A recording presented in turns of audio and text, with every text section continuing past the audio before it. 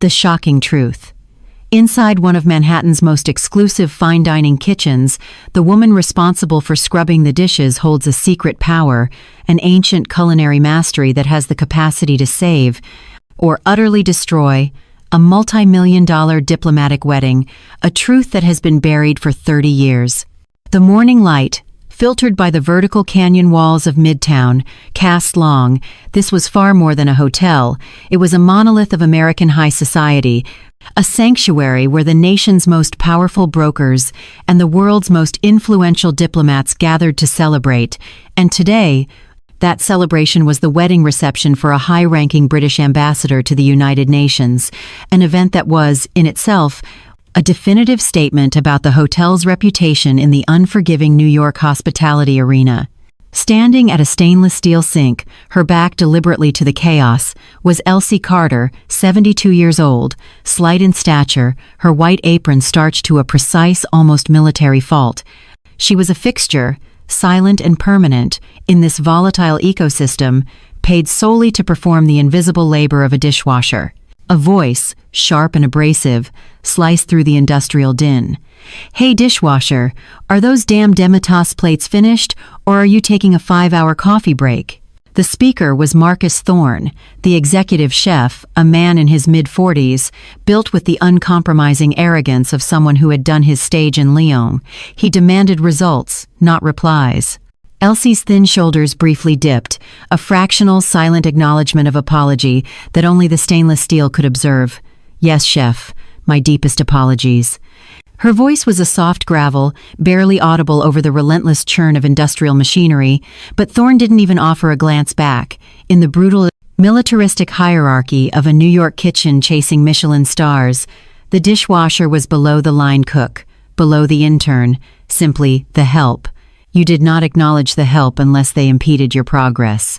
Observing the interaction from across the prep line was Chloe, a 23-year-old pastry apprentice. She had the nervous, wide-eyed energy of someone who knew she was out of her depth but possessed a tenacious desire to survive. She waited for Thorne to move on, then subtly drifted toward Elsie's station. "Miss Carter, you holding up all right?" Chloe's voice was low, a gentle, almost conspiratorial inquiry in the screaming background. Elsie stopped drying a plate, looked up, and offered a soft, gentle smile that seemed to emanate from a deep, unseen well of peace. "Thank you, dear. I appreciate that. I'm just fine. Just another day, eh? You two keep your head up. We'll get through it." Chloe returned the smile. Elsie was the single person in this tense, frantic dungeon who addressed Chloe without an agenda, a critique, or a command. It was a small, fragile bond, a tiny oasis of mutual respect. "Chloe, are you clocking in for a therapy session or dicing those expensive organic apricots? The ambassador isn't going to wait for your feelings to process." Thorne's voice thundered, thick with impatient, total authority. "Coming, chef." Chloe flinched, gave Elsie a quick, worried glance, and scurried back to her station. Elsie returned to her task, but the brief moment of peace was shattered. A young cook, hauling a heavy tray of prepped vegetables, carelessly swung around a corner, his focus on his phone, not his surroundings. The tray clipped Elsie's arm sharply. A freshly cleaned porcelain plate slipped from her grasp, spinning dangerously toward the hard concrete floor. "Look out!"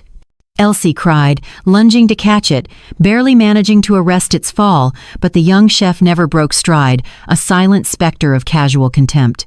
"Move it, old-timer. You're always in the damn way." There was no stop, no glance, just a dismissive, casual insult thrown over his shoulder. Chloe immediately ran over, her apron smeared with apricot residue.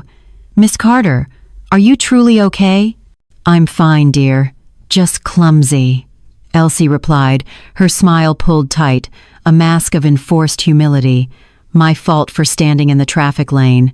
But the lie was bitter and tasted of injustice. Chloe's heart ached with furious realization. Clumsy?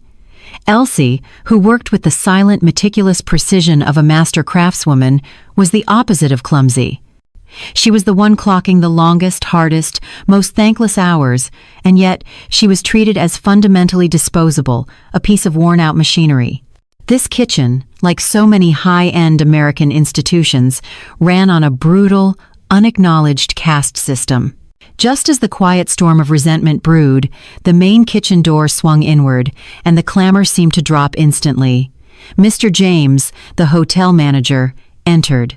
42 years old, he was usually the epitome of controlled, but today his face was drawn, his usual equanimity replaced by a nervous, brittle tension that was immediately palpable.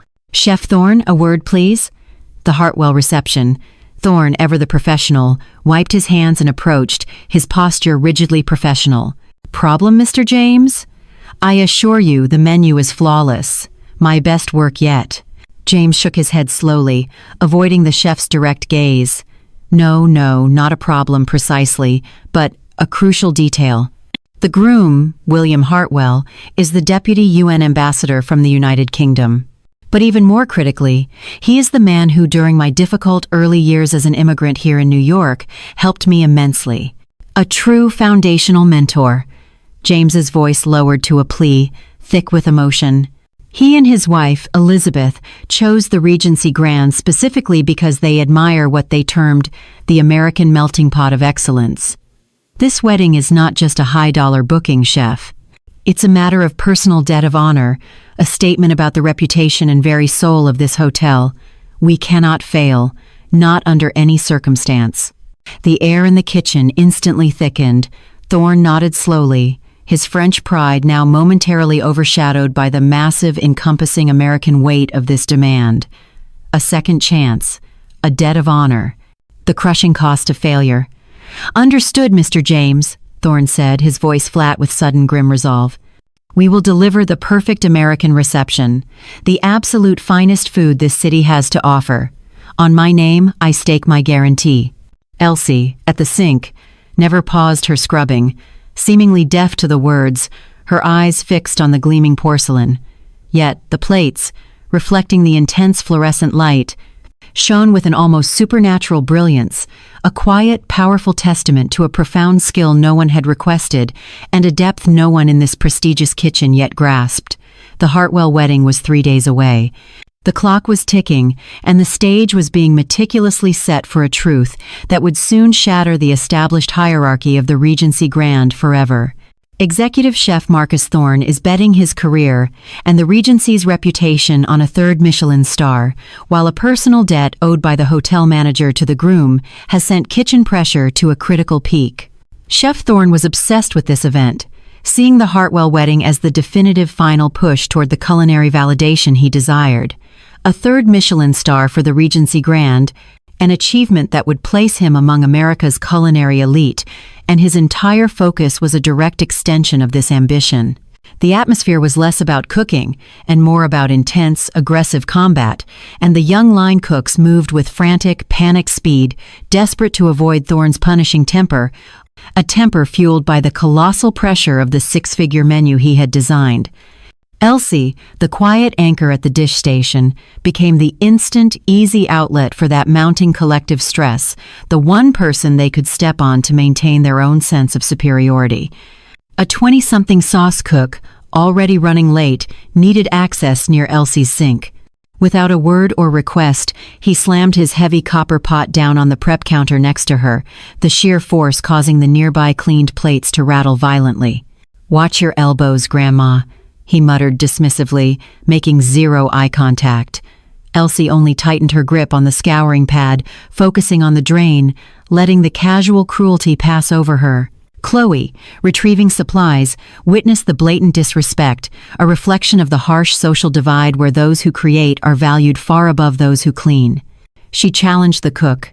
"She cleans and preps all your stations, just try asking next time." The cook scoffed and laughed, a cold, harsh sound. "She's paid to be here, she's the labor. We're paid to create, that's the artistry. There is a massive difference." This brutal, simple distinction was the core poison of Thorne's kitchen. Elsie saw Chloe's distress and offered a subtle, almost imperceptible shake of her head, "Don't invite trouble." Elsie's professional survival for 30 years had been built on silence and flawless execution, knowing that any outspokenness meant risking immediate termination, which, at her age in this city, was an impossible risk. The atmosphere tightened further as Mr. James reappeared.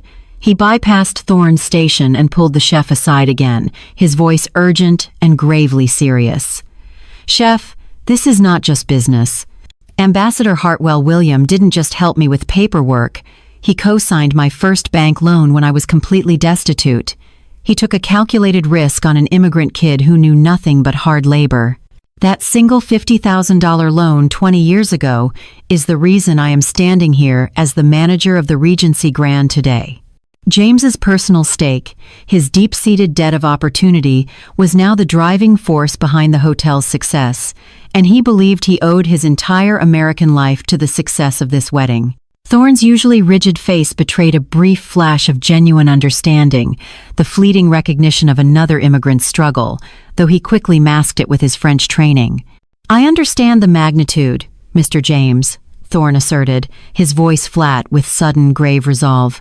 "The kitchen's reputation hangs in the balance, but I assure you, your personal honor will be upheld. Every dish will be flawless. We will make you proud." Thorne immediately turned back to his team, his eyes burning with a renewed, almost fanatical intensity. He no longer just demanded excellence, he now demanded impossible perfection to symbolically settle the profound debt he knew James carried. Listen up. Every single action, every cut, must reflect the 120 years of Regency tradition. This is not just food, this is a high-stakes diplomatic statement. We are the absolute best in New York. The young cooks shouted back in unison, a desperate, loud affirmation of their place within the high-pressure hierarchy. Amid the frantic shouts and the clanging, Elsie remained entirely focused at the sink, still cleaning the canapé trays, her hands moving with the same quiet, effortless authority. She caught Chloe's anxious glance and offered a small, calming nod, a tiny transmission of calm across the chaotic room. Yet, the porcelain plates she was drying seemed to shine with an unnatural intensity, reflecting the fierce demands and the immense, unseen history that was about to collide. Despite Thorne's undeniable technical mastery and James's desperate debt of honor, the true fate of this diplomatic wedding was about to hinge not on the executive chef or the manager, but on the unacknowledged black woman standing silently at the dish station. 3 days remained until the wedding. The kitchen was already operating at a dangerous velocity, fueled by caffeine and pure stress, as Thorne finalized his elaborate preparations. Elsie, having just finished sterilizing a mountainous stack of silverware, was back at the main sink, working her silent shift. Just before the afternoon rush, the main kitchen door burst open, and Mr. Palling Sixlang. James rushed in, his usual impeccable composure utterly shattered. His face was pale, his eyes wide with genuine panic, a sight that instantly silenced the chaotic room. "Chef Thorne, we have an emergency," James gasped, clutching a piece of paper that looked like a death warrant. Thorne, who was barking instructions about a delicate veal reduction, spun around, his own tension flaring. "What is it now, James? Did the caviar shipment freeze?" James struggled to catch his breath, composing himself just enough to deliver the catastrophic news. "It's the Hartwell wedding. We received late confirmation from the British Consulate security team." He paused, forcing the words out. "Elizabeth Hartwell, the bride, she has a severe, life-threatening allergy to eggs and all dairy products." The announcement hit the kitchen like a physical blow. The rhythmic clatter of prep work stopped instantly. Young chefs stared at each other, their faces registering disbelief and horror. Thorne went completely still, his eyes narrowing in cold fury. Impossible. Such critical information should have been disclosed months ago. My entire menu, the crème brûlée, the hollandaise, the mousse, it's all built on butter and cream. Everything is compromised. James stepped forward, pleading. It was due to diplomatic security concerns. They couldn't risk publicizing the detail until the final hour. We are the first to know. The diplomatic explanation did nothing to soothe the culinary disaster. Chloe, the pastry apprentice, stood frozen, her whisk falling silent. For her, the crisis was immediate and absolute. The magnificent, multi-tiered wedding cake, Thorne's grand centerpiece, was now essentially poison. But the crisis deepened. James swallowed hard, his voice heavy with dread. "That's not all, Chef. In addition to the allergen restriction, Mrs. Hartwell specifically requested a traditional Southern-style wedding dessert, not European, something that reflects American heritage and artisanal craft." Elsie, who had been listening from the sink, momentarily paused her work. The motion of her hands, that steady, tireless rhythm, faltered for the first time. The request for a traditional Southern cake, one that was simultaneously dairy-free and egg-free, was an impossible paradox. Thorne buried his face in his hands, his French pride dissolving into sheer, helpless frustration. A Southern cake? No eggs? No butter? It is completely impossible. We are the Regency Grand. We specialize in French technique. I cannot suddenly pull a miracle dessert out of thin air that defies every principle of pastry science. It is virtually guaranteed to fail. James, his face a mask of desperation, bowed low, ignoring Thorne's outburst. I know this is an unimaginable request, chef, but please, I beg you to find a way. William Hartwell saved me. If this wedding is a disaster, it's not just the hotel's failure, it is my betrayal of my friend and my own debt of honor. The raw, personal plea silenced the young staff. Thorne was trapped. His professional arrogance warred with the immense personal weight of James's debt, which he had promised to uphold. Impossible or not, Thorne finally growled, his voice low and dangerous, we have no choice. We start testing immediately. Chloe! He pointed directly at the trembling apprentice. You are on the cake. Forget everything you learned in culinary school. Figure out how to make a sponge cake with rice flour or cornstarch, anything, and a cream that isn't dairy. We have less than 72 hours. The reputation of the Regency, and every dime James owes, rests on your ingenuity. Chloe nodded weakly, the impossible burden of the wedding shifting squarely onto her young shoulders. As she rushed to gather experimental ingredients, Elsie watched from her post. She was still just the dishwasher, but the specific archaic nature of the bride's request, a dairy-free Southern artisanal cake, had resonated with something deep, something long dormant. For a brief, charged moment, the black woman at the sink and the panicked 23-year-old apprentice shared a single, desperate glance across the volatile room, unaware that the answer to this crisis lay not in French technique, but in a past history of craft and a knowledge buried by 3 decades of silence. The next 12 hours were a siege. Chef Thorne, stripped of his reliance on classic technique, was a man adrift, frantically delegating the impossible. He focused his energy on the savory side, attempting to create egg and dairy-free reductions and emulsions, leaving the pastry crisis entirely to Chloe. The pressure on the young apprentice was monumental. She was tasked with developing 2 separate, equally crucial, and technically contradictory elements, a non-wheat, eggless sponge and a stable dairy-free cream. The traditional recipes she knew, French buttercreams, classic genoise, were useless. Chloe's workstation quickly became a laboratory of failure. She started with rice flour, a common alternative, attempting to create a tender sponge. She tried various binders, tapioca starch, flaxseed meal, but the results were uniformly disastrous. The first sponge, baked using a popular soy-based milk, was dense and rubbery. The second, made with a higher ratio of refined cornstarch, was brittle and crumbled at the slightest touch. She tried increasing the moisture, resulting in a soggy, unappealing mass. It just doesn't bind right, she muttered to herself, staring at a puck of rock-hard, failed cake. It's too thirsty. It tastes like chalk. The rice flour lacked the gluten structure of wheat, resulting in a catastrophic lack of elasticity and tenderness, and she simply could not find the correct balance to trap the air and moisture. Meanwhile, the cream was an even greater technical challenge. Thorne had insisted on soy cream as the primary substitute, a cheaper and more readily available option than many nut-based alternatives. Chloe tried whipping chilled soy cream with different stabilizers, powdered sugar, vegetable shortening, but the results were humiliating. In the high-stress, slightly warmer environment of the kitchen, the cream repeatedly failed to emulsify. It split and separated into watery curds and an oily film, a disaster of texture and flavor. She dumped the 4th failed bowl into a waste bucket with a frustrated, defeated sigh. "It's too delicate," she whispered. "It keeps breaking." Elsie, working her usual station, kept her head down, her hands moving through the soapy water with a steady, unflappable rhythm. She was cleaning the bowls and mixers that Chloe had just contaminated with her failures. As Chloe leaned against the counter in despair, Elsie quietly began cleaning the separated soy cream from a whisk. Without looking up, she spoke, her voice low. A soft, almost accidental observation that sounded like an old wives' tale but carried an unexpected weight. When binding difficult starches like that, dear, too much heat and rush will just seize the life right out of it. You need a gentler, cooler touch. Maybe a binder that allows for a slow, flexible set. Chloe straightened up, completely startled. She spun around to face the dishwasher. Elsie, the quiet black woman who only scrubbed dishes, had spoken with the confidence and specificity of a seasoned master pastry chef. A slow set? What?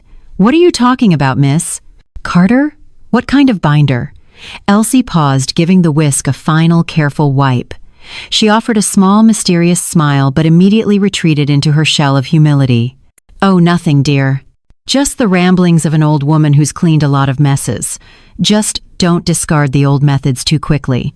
She immediately returned to scrubbing a large stock pot. Her brief moment of unexpected wisdom shut down.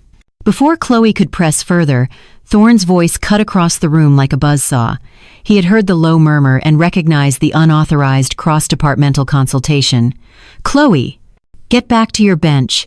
Are you seeking counsel from the sanitation department now? This is the Regency Grand.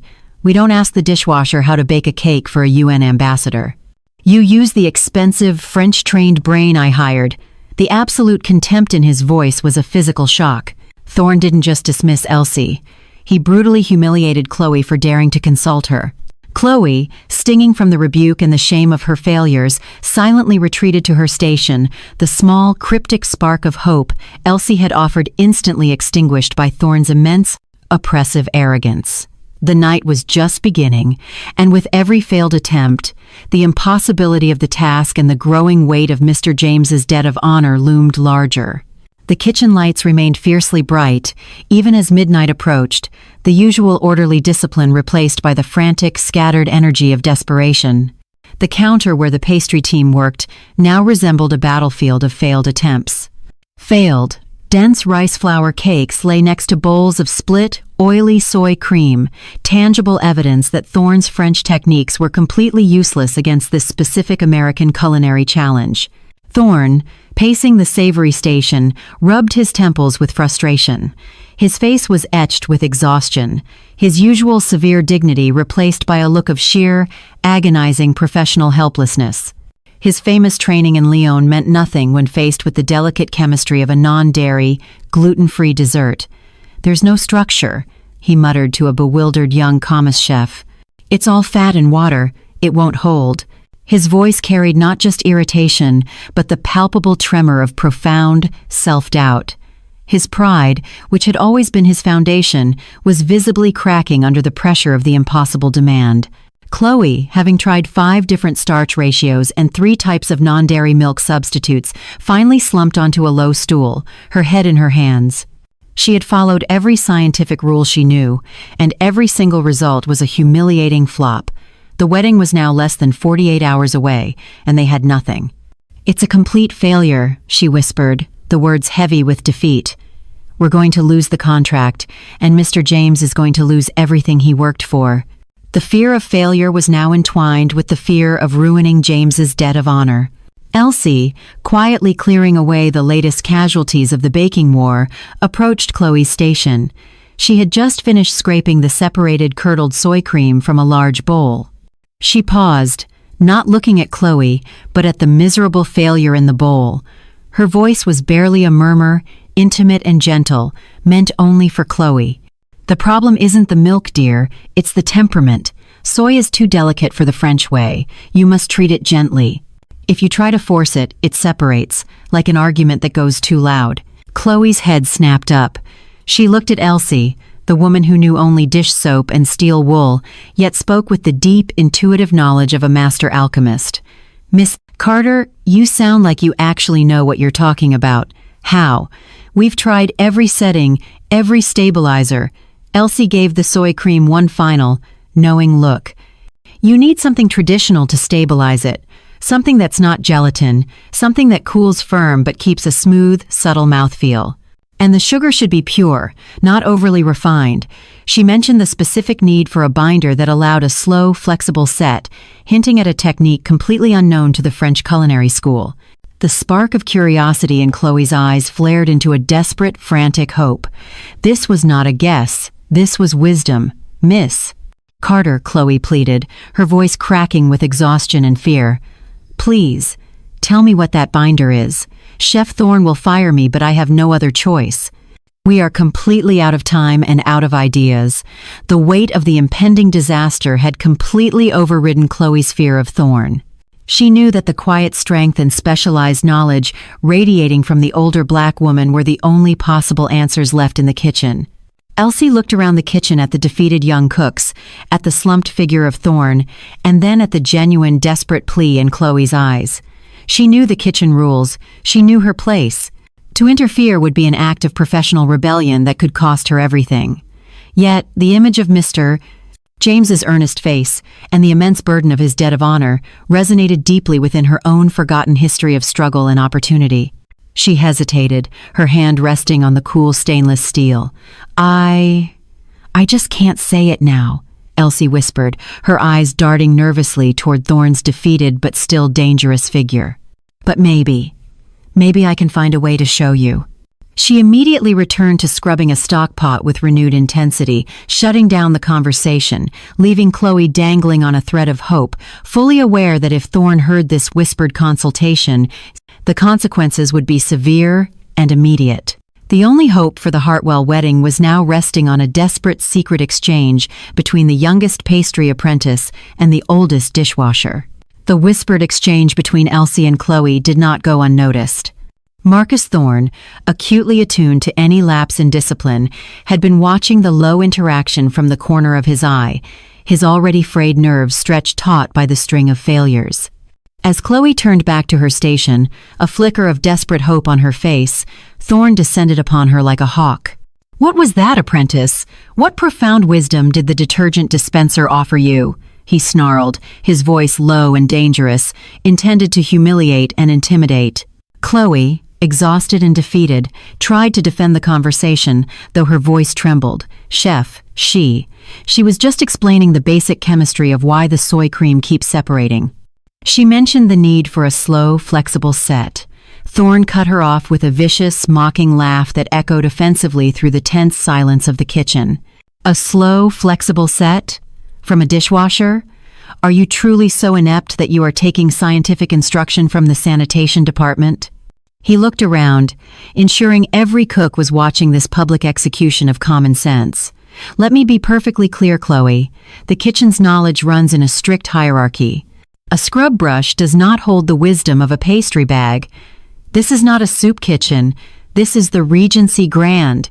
You do not consult the help on a diplomatic wedding cake."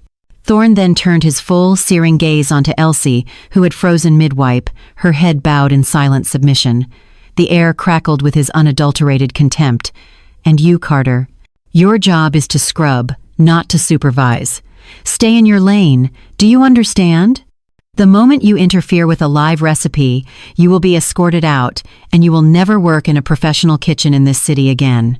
He punctuated his threat by slamming his hand flat on the stainless steel counter, the sharp, metallic sound emphasizing the finality of his command.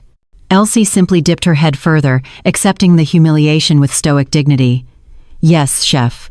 My apologies. It won't happen again." The brutality of the confrontation left Chloe physically shaking. She was sent back to her station, her last flicker of unconventional hope violently extinguished by Thorne's immense, oppressive professional pride.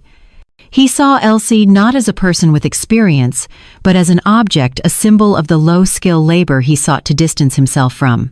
His French training and his fierce ambition demanded that only pedigree and expensive education could solve this problem, not the humble, unaccredited wisdom of a black woman at the sink. Thorne was not just protecting the kitchen's hierarchy, he was protecting his own deeply fragile ego. To admit that the answer might lie with the dishwasher, a person he so casually dismissed, would be to shatter his entire identity as a world-class chef. The sheer cost of this arrogance, however, was incalculable. Later, as the team tried another disastrous attempt using an expensive nut-based cream, Thorne observed the failure, his face twisted in a snarl of self-loathing and fury. He was completely out of options, cornered by his own pride and the impossible deadline. 41 hours remained until the wedding reception. The kitchen was utterly defeated, the energy having drained out, leaving behind only the lingering metallic stench of failure. Unknown to the team, Mr. Paket Nat or Adiron Daddy, James was observing the palpable defeat, his heart sinking. He knew the culinary failure was now imminent, and his mind was fixed only on the face of William Hartwell, the man who gave him his American dream. James knew his own clock was ticking, and his debt of honor was about to become an impossible burden of shame, forcing him to make a desperate choice that would defy all kitchen authority. The time was approaching 2 o'clock in the morning, and the atmosphere in the kitchen was now toxic, heavy not just with fatigue, but with the cold, bitter realization of failure. The only successful items on the counter were the clean plates Elsie had stacked, silently mocking the failed creations beside them. Chef Thorne finally retreated to his office, defeated, leaving the young staff directionless and paralyzed by the magnitude of the looming disaster. Mr. James, the hotel manager, stood just inside the door, having watched the entire, humiliating confrontation between Thorne and Chloe and the brutal dismissal of Elsie. He glanced at his wristwatch, 14 hours remaining, until the reception toasts. The anxiety was a crushing physical weight in his chest. His mind was no longer on profit margins or reputation.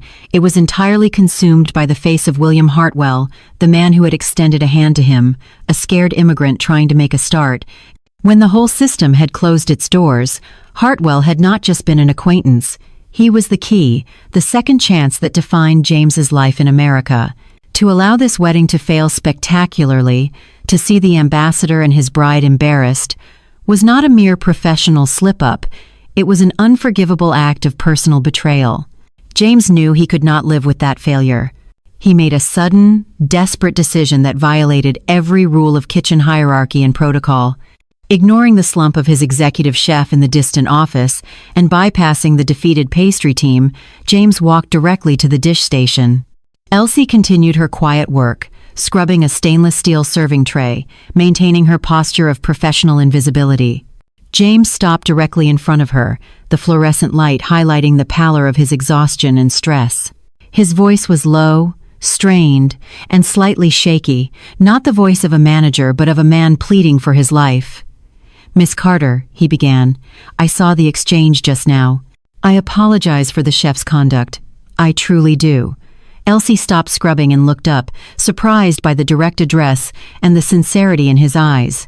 James cut straight to the core of the crisis. He knew she had specialized knowledge.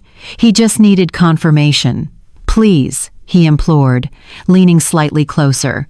"You mentioned binders, flexible sets, and a gentler touch.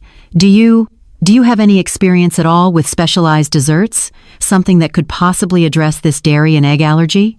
Elsie hesitated, her eyes darting quickly to the office door, where Thorne Saturday she had spent 30 years burying that past, embracing the humble role of the dishwasher to survive. She knew what this question meant. It meant stepping out of the shadows and risking her last bit of security. But she looked at James's face, etched with the profound debt he was trying to repay, and the familiar, deep-seated sense of obligation to honor a kindness shown to someone in need resonated within her. She finally, slowly, nodded her head, her voice barely a breath. "Yes, Mr. James, I do. A long time ago, I ran a small place. I worked for 30 years in traditional Southern sugarcraft and confectionery recipes and methods that did not rely on refined white flour, butter, or eggs." The confirmation was an electric shock to James's system. 30 years. That was not a hobby. That was a master's lifetime. The knowledge was old, unaccredited, likely forgotten by the modern culinary world, but it was specific Southern artisanal craft, exactly what the bride had requested. The slight, elderly black woman standing before him, whom everyone treated as less than nothing, was the one and only person in this entire prestigious hotel who possessed the exact, specialized knowledge needed to save the day. A wave of desperate hope, mixed with profound self-reproach, washed over James.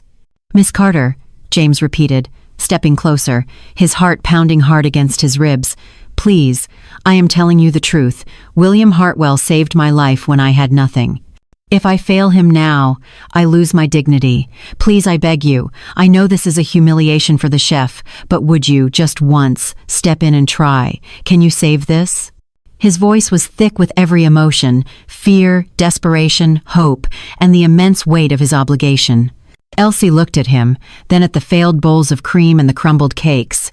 She took a long, deep breath, accepting the immense responsibility. Finally, she gave a firm, quiet nod. "I understand the honor you are trying to repay, Mr. James. I will do it. I will try." The fate of the diplomatic wedding, the hotel's reputation, and James's personal honor were now placed squarely, completely, and almost impossibly into the hands of the dishwasher. Elsie Carter, the woman who had only scrubbed dishes in this kitchen, now stood before the main prep counter. The moment she straightened her posture and approached the station, the atmosphere in the kitchen shifted, an almost palpable tension replacing the earlier defeat. Mr. James stood near the door, breathless, while the young chefs and Chloe watched, mesmerized, waiting for the executive chef to burst out of his office.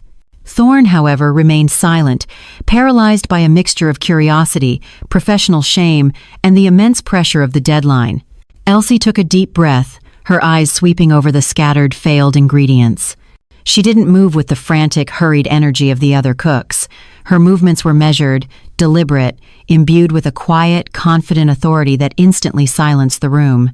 She began gathering the basic components: a bowl of soy milk, some rice flour, pure cane sugar, and a small, opaque packet of specialized cornstarch, the kind used in traditional binding techniques, not the refined, commercial version.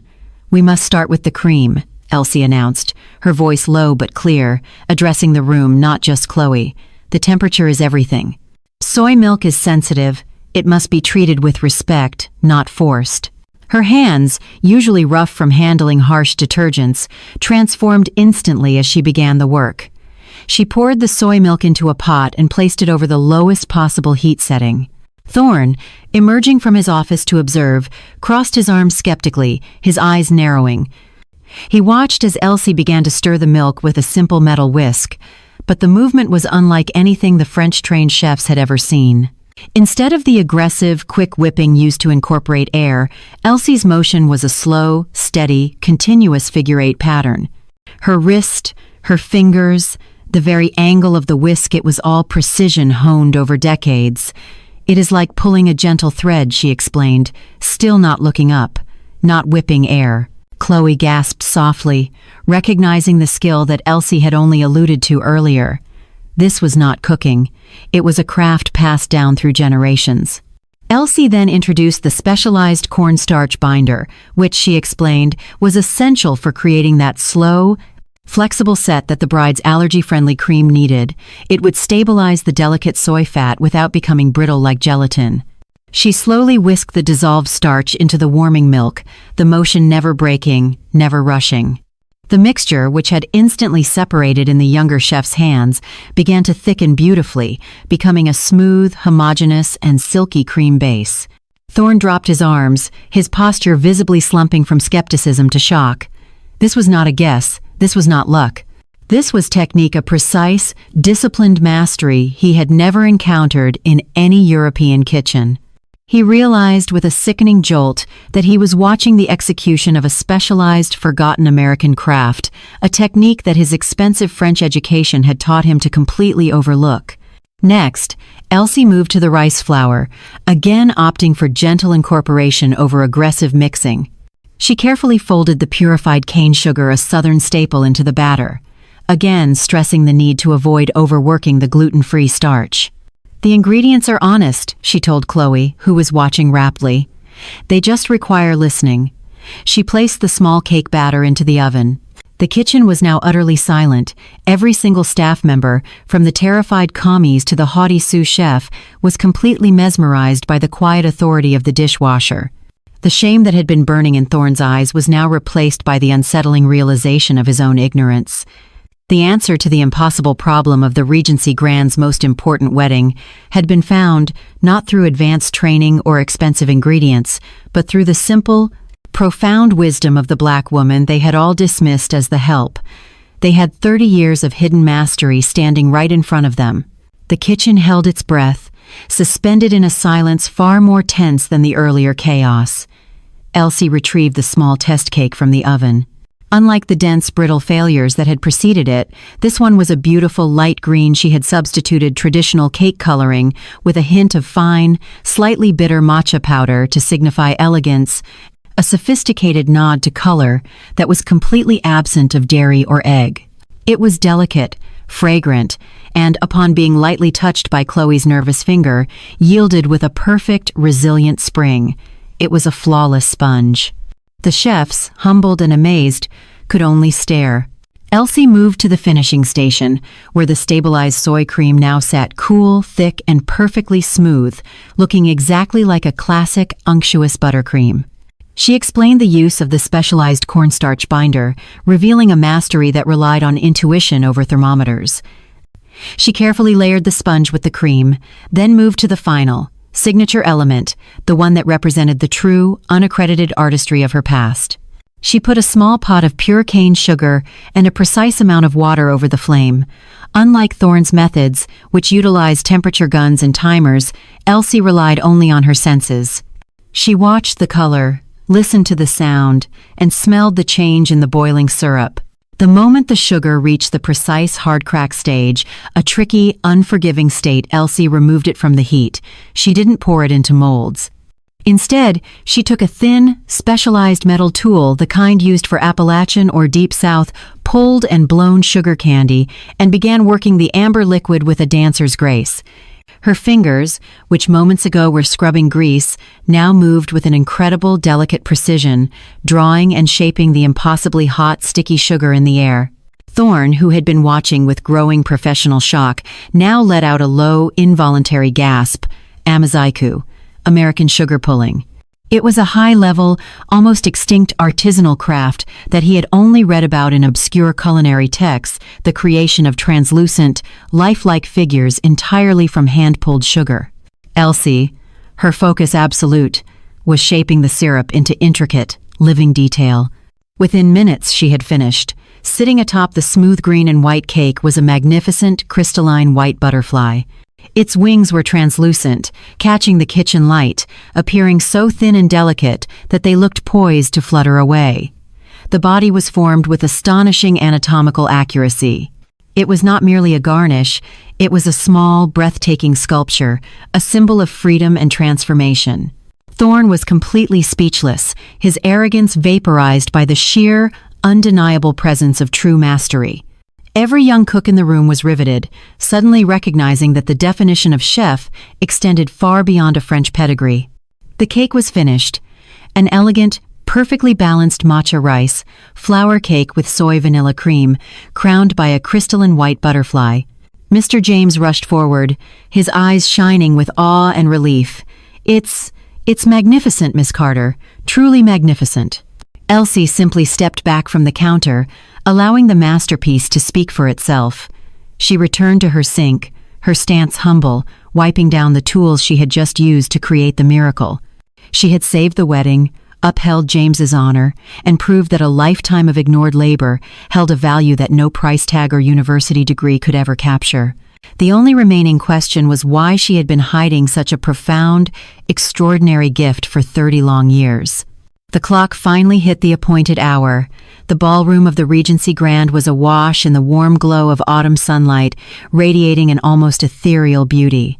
White roses and Casablanca lilies adorned the altar where William Hartwell, the British Deputy UN Ambassador, and Elizabeth, his bride, exchanged their vows of eternal commitment. The guests, a highly scrutinized mix of global power and Manhattan elite, dabbed at their eyes with genuine joy. The ceremony proceeded flawlessly, gliding toward the moment everyone anticipated, the cake cutting. In the service galley, Mr. James, the hotel manager, waited, his hands clammy with nervous sweat despite the absolute confidence he now held in Elsie's creation. The internal pressure was immense, focused entirely on the reaction of Mrs. Hartwell. Chloe, standing next to him, whispered, "The cake is ready, Mr. James." James took a deep, steadying breath, the culmination of his immense personal debt and the last 24 hours of professional agony. Moments later, the custom-made, allergy-friendly wedding cake was wheeled into the lavish reception hall. It was a sight of quiet, unexpected grandeur. The elegant pale green of the matcha sponge, subtly gilded with edible gold flake, was complemented by the pure white, snowy appearance of the soy vanilla cream. But all eyes were instantly drawn to the pinnacle, the luminous crystalline white butterfly sugar sculpture. The butterfly's wings, catching the light from the massive windows, seemed to shimmer and float, possessing a startling, lifelike beauty that transcended mere confectionery art. A collective gasp of admiration rippled through the hundreds of distinguished guests. Elizabeth Hartwell, the bride, saw the cake, and her composed, diplomatic facade instantly shattered. She froze, her gaze locked onto the exquisite, translucent white butterfly. Her hands, which had been holding her husband's arm, began to tremble visibly. As the master of ceremonies announced, "And now, the bride and groom will cut their wedding cake," Elizabeth's attention remained fixated on the sugar sculpture. Ignoring the knife placed before her, she reached out, her fingers delicately touching the base of the cream, then lifting a tiny amount to her lips. A choked, barely audible sound escaped her. "I don't believe it," Elizabeth whispered, her voice trembling with raw, sudden emotion, completely disrupting the meticulously planned ceremony. William, the ambassador, looked at his wife with deep concern, as did Mr. James and the entire assemblage of guests. Elizabeth, tears now welling in her eyes, slowly began to speak, her voice soft, yet amplified by the stunned silence of the room as she drifted back 30 years. "It was 30 years ago," she recounted, her voice gentle, recalling a distant memory. "I was a very small girl, 8 years old. My father's diplomatic post had brought us to a small, isolated town in the deep south of America. I got completely lost in the unfamiliar streets. I was terrified, speaking no English." She paused, her finger tracing the delicate wing of the sugar butterfly. "I was crying hysterically when an older woman, a confectioner, found me. She didn't speak any of my language, but she led me to her small, humble shop. She gave me a cup of warm herbal tea and this." Elizabeth's hand hovered over the butterfly. "She gave me a perfect, beautiful white butterfly made entirely of sugar," she told me through gestures. "Don't be afraid. This butterfly will watch over you. That small act of kindness, that little piece of sugar art, has been my most cherished memory, my symbol of hope all my life." William gently put his arm around his wife. "The memory you always hold dear, Elizabeth. I can't believe it." She nodded, tears now streaming freely. "I never, ever expected to see this level of artistry again." Back in the kitchen, Elsie was quietly stacking the final, polished tray of champagne flutes, completely unaware of the profound moment occurring upstairs, unaware that the secret she had kept buried for decades had just triggered the emotional climax of the diplomatic wedding. But Mr. James, watching from the service door, finally understood everything. The old woman's secret technique was not just a means of saving the menu, it was the very foundation of Elizabeth Hartwell's most enduring foundational memory. Back in the frantic, humid sanctity of the basement kitchen, Elsie was calmly stacking the last polished tray of forks. She was oblivious to the emotional eruption she had caused upstairs. Chloe and Chef Thorne stood together, looking at a grainy photo of the cake one of the service staff had quickly snapped. Their expressions were a blend of disbelief, shock, and a newly minted profound reverence. "The texture, the sponge held perfectly," Thorne muttered, still struggling to reconcile his eyes with his French training, "and that cream, it held like a ganache." He was analyzing the technique, trying to place the unknown variables of Elsie's mastery within his known framework. Suddenly, the kitchen doors swung open, and Mr. James entered, accompanied by Ambassador William Hartwell and his bride, Elizabeth. The noise level instantly dropped to a silent, heavy anticipation. William, the picture of diplomatic grace, approached Elsie, his manner profoundly respectful. "We asked Mr. James to bring us down," he stated, his voice carrying the authority of his office, but warmed by genuine gratitude. "We wanted to personally thank the artist who created that extraordinary dessert." He extended his hand across the stainless steel prep counter. "Miss Carter, that cake was more than food. It was a cherished memory brought back to life. Thank you." Elsie, surprised and flustered by the attention, wiped her hand quickly on her apron and offered a deep, humble bow, an unconscious gesture of respect that reflected a long-forgotten professional standard. "It was an honor to be of service, Ambassador. I am glad I could contribute to your joy." Elizabeth, her eyes still shining with residual tears, looked at Elsie closely, searching for a connection to the memory she had shared. While she couldn't definitively link the humble, elderly black woman before her to the kind confectioner of her childhood, the same aura of quiet, powerful integrity resonated. "From the bottom of my heart," Elizabeth said softly, "thank you. It was perfect." As the Hartwells moved slightly away, chatting quietly with James, Chef Thorne approached Elsie, his entire posture transformed. The arrogance was gone, replaced by a devastating, raw humility. He stood before the dishwasher, his lips tight. "Miss Carter," he began, his voice barely audible, thick with shame. "I need to know, where did you learn that technique? The sugar work, the stabilizer. None of that is standard. None of it is in any textbook I have ever read." Elsie looked at the ground, then up at the executive chef who had so viciously humiliated her just 12 hours earlier. She decided, finally, to reveal the secret she had guarded for decades. 30 years ago, she revealed, her voice steady but quiet, "I owned a small business in the Deep South, a confectionery shop. It was my family's craft, passed down for generations. That was my life." A shocked silence enveloped the kitchen. "The Great Recession hit my town hard," she continued, a faint tremor entering her voice, referencing the economic realities that often crush small American businesses. "We lost everything. I came north for work, and I took the only job available. I am just a dishwasher now, chef." Thorne stood frozen, the magnitude of his earlier cruelty and his professional blindness crashing down on him. He had belittled a master, a true 30-year artisan, as the help. He had staked his reputation on French vanity while true, specialized American culinary genius stood at his sink. His throat tightened with emotion and self-reproach. Thorne struggled for words, his pride completely broken. "I have been an arrogant fool, Miss Carter. I judged you based on a job title and my own pathetic, foreign-trained pride. I am deeply sorry. I offer you my sincere apology." The apology, delivered publicly in front of his entire team and the hotel manager, was a moment of profound, personal, professional redemption, a recognition that true skill transcended the kitchen's arbitrary hierarchy. The energy in the room shifted, marked by a seismic shift in respect, as every cook there suddenly recognized that the quiet, unnoticed black woman was the greatest talent in their kitchen. Following the departure of the Hartwells and Mr. James, a profound, heavy silence settled over the kitchen. The tension of crisis had been replaced by the weight of a staggering realization.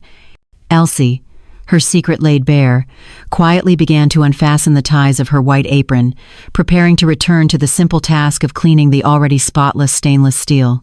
But as she turned, a young, determined figure blocked her path. It was Chloe. The apprentice was no longer shaking with fear or defeat. Her eyes were alight with a fierce, singular focus.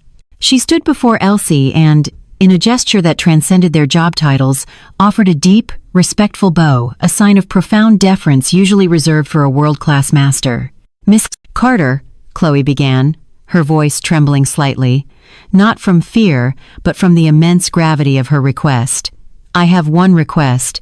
Please, teach me your method." Chloe's emotion was raw, intense. She wasn't just asking for recipes, she was asking for the philosophy, the lost craft. Over the past 24 hours, she had seen technical expertise fail and quiet wisdom triumph. She had witnessed the subtle difference in Elsie's hands, the almost spiritual patience with the ingredients, the use of the ancient, non-commercial binder, the gravity-defying grace of the white butterfly sugar work. "I don't want to just bake what's in the books anymore," Chloe pleaded, her eyes fixed on Elsie's face. "I want to create beautiful, honest food like that. Please share your knowledge. Divide your technique with me." Just as Elsie looked at Chloe with surprise and hesitant warmth, another shadow fell over them. Chef Marcus Thorne emerged from the deeper recesses of the kitchen. Gone was the aggressive executive chef. In his place stood a man visibly humbled, his shoulders stooped. He stood silently for a long moment, a man who had spent his life accumulating knowledge from prestigious European schools only to discover the most valuable wisdom lay hidden in his own workplace, held by the very person he had scorned. Thorne did the unthinkable. He walked past Chloe, stopped directly in front of Elsie, and slowly, deliberately, began to unbutton his own immaculate white chef's coat, a symbolic shedding of his professional arrogance. His voice, usually a sharp command, was now low, rough, and infused with the utmost sincerity. "Miss Carter," he echoed, the weight of his previous cruelty heavy in the air. I have an apology, but also a plea." Then, in a moment that stunned every young cook remaining in the kitchen, Thorne slowly bent at the waist and bowed his head to the dishwasher, the highest expression of respect he knew. "I need to learn too," Thorne confessed, his voice shaking slightly. "My pride blinded me. My knowledge is only half complete. It is all technique, no soul. Your craft, it's pure.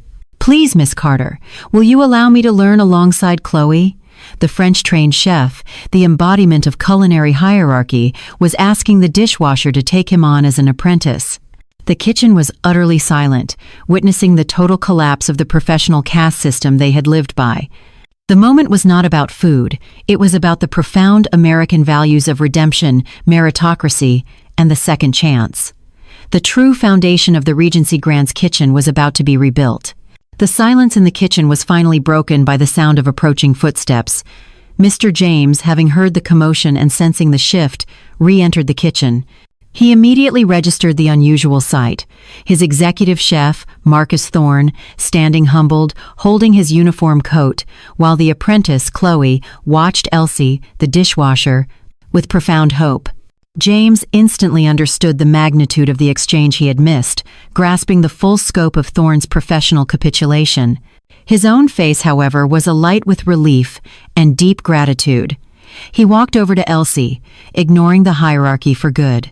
"Miss Carter," he said, his voice full of emotion, placing a hand gently on her shoulder. "You didn't just save my friend's wedding, you saved the reputation of this hotel, which I owe my life to. More than that, you showed us that true skill transcends position. I apologize for not recognizing your value sooner. We owe you a debt far greater than any salary." James then performed a slight, respectful bow to Elsie, completing the circle of humility that had begun with Thorne. Elsie looked at the three figures standing before her, the executive chef, the hotel manager, and the earnest apprentice, all waiting for her direction, all acknowledging her mastery. She smiled, a soft, profound expression that carried the weight of her 3 decades of invisible labor. "Mr. James, please," she said gently, "there is no debt. I was honored to serve a good man who gave another a chance. That is all that matters." She then turned to Thorne and Chloe, her expression serious, yet kind. "There is no high or low in the kitchen," she declared, articulating a fundamental American ideal of meritocracy that Thorne's French structure had actively suppressed. "There is only the food and the heart that goes into it." Elsie explained that she could not accept a new title or position. She was content in her role, which provided the stability she needed after the collapse of her family business.